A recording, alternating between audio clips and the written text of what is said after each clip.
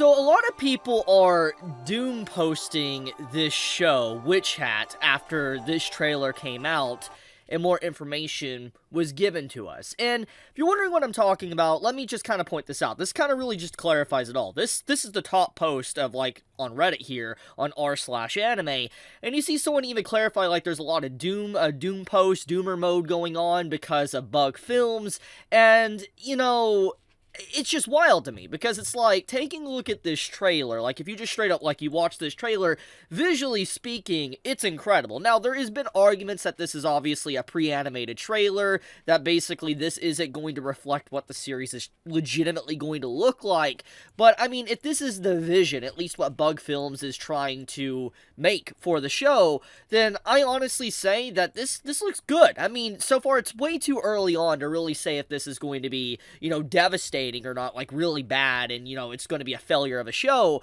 but we do need to talk about the criticisms and why people are even saying that in the first place. I think that is very relevant to start, so let's get into it. So, the main criticism that a lot of people are having is the actual studio that is working on it, Bug Films. And so let's pull them up here just so I could showcase that. So this is, you know, Witch Hat here on my anime list, and I want to pull up the studio Bug Films. So going to their track record, they're a relatively new studio, as you could see. They were founded just a few years back in 2021, and their first show that they worked on was Zom 100. And everyone that sat down and watched Zom 100, this anime that came out a while back, I think legitimately did enjoy the show. However, it was plagued with a lot of issues. Issues that we might not ever fully understand, because obviously, unless you're an insider and you're someone that probably worked on it, you probably won't really know what happened with Zom 100. But to boil it all down to the main simplest way is that there was production issues. There was a production meltdown behind the scenes with Zom 100,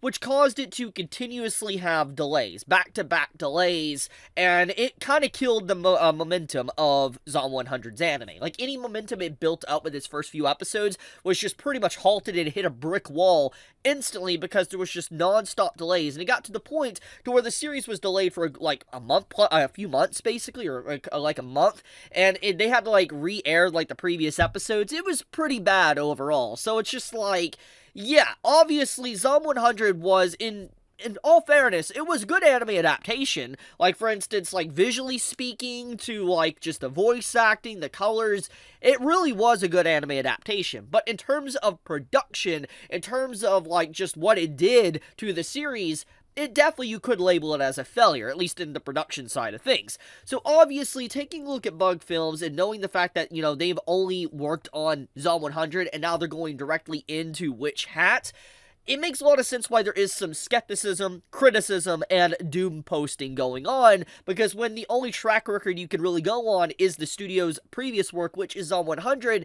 it makes a lot of sense. But we do need to look at the actual staff of the show before we go any further, which this Reddit post does point out themselves. They talk about the director, which is Watanabe. So I have it pulled up here. So this is Witch Hat Alter, like Altier, however you pronounce it. You know, this is my anime list, and if you go down to the staff, you will actually see who is, you know, working on the director, the composer, to the original creator, etc. And here is the director.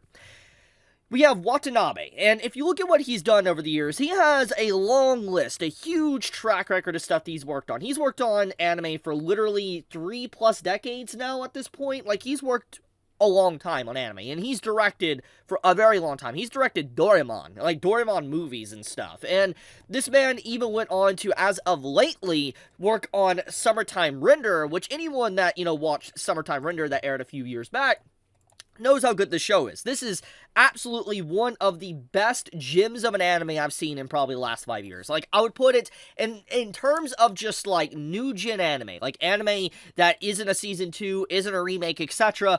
I would say Summertime Render was probably top 3, top 5 best anime I've seen in the past 5 years. It was legitimately fantastic. And, you know, I will say that the director really cooked with this show, and that same director that worked on this is working on Witch Hat. So if there's anyone that can get the job done in terms of fantasy setting, visual department, storyboarding, etc., it's definitely this man. He has done a good job over the past few decades. I mean, he's even worked on Komi-san, so he's pretty good at his job. He knows what to do. He has a mixed variety of different stuff he's worked on and directed. He's worked on kid shows, he's worked on fantasy, he's worked on slice of life. I feel like he legitimately is probably one of the strongest aspects of the entire show in terms of staffing.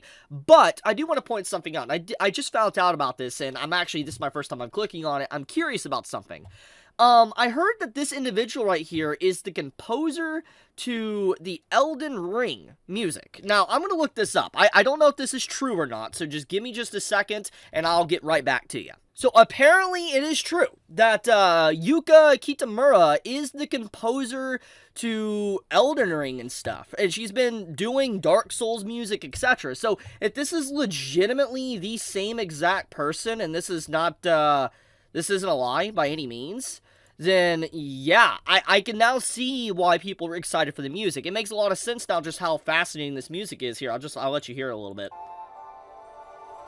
It is very distinct. I could definitely hear some, like, instruments that maybe seem like the core essence or the DNA of Soul series, but maybe this, if it is the same person, that's pretty impressive, honestly. So, I mean, looking at the staff alone, if that is indeed the case, it's already juiced. With the director to the music composer, I think we're going to be completely A-okay.